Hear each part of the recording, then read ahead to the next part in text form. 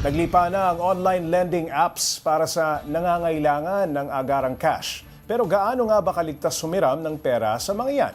Para bigyan ng mukha ang balita, Mobile Journal Ivan Tarinque. Kaliwat kanan kung magsulputan ng mga online lending apps. Kaya hindi na nakakapagtaka kung bakit maraming Pinoy ang nagiging interesado. Isang search lang sa App Store. Boom! Parang all-you-can-utang buffet sa dami ng options.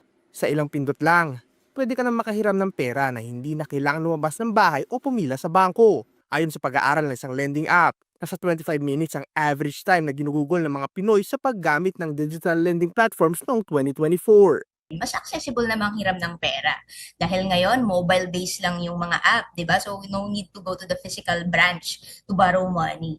Sa latest na listahan ng Securities and Exchange Commission, mahigit 118 na online lending platforms ang lehitimong nakarehistro sa bansa. At aminado ang ating financial expert, ang accessibility talaga sa mga ito ang dumadali sa desisyon ng marami.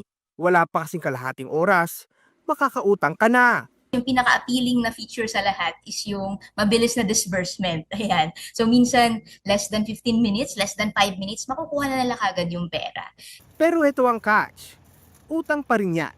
At ang utang, dapat binabayaran. Mas mabilis nga ang proseso. Pero mas malaki naman ang tubo. Habang ang mga traditional loan may interest rate na 3% per month. Ang iba sa mga app na ito ay nasa 3 to 6% ang kada buwan. Kaya ang hiram na halaga, pwede talagang dumoble o trumiple kung hindi mababayaran. Pag hindi mabayaran, kadalasan hinaharas umano ng mga online lending apps sa mga user nito.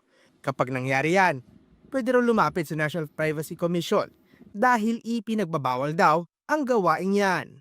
So, ang tendency, dahil umutang ka ng malaking amount, tapos light yung payments mo, is utang ka ulit sa ibang app naman. Hindi masamang manghiram ng pera, lalo na kung talagang kailangan. Pero tandaan, ang tunay na solusyon ay nakaugat pa rin sa disiplina sa paggasta. Mobile Journal Ivan Taringi po hatid ang muka ng balita.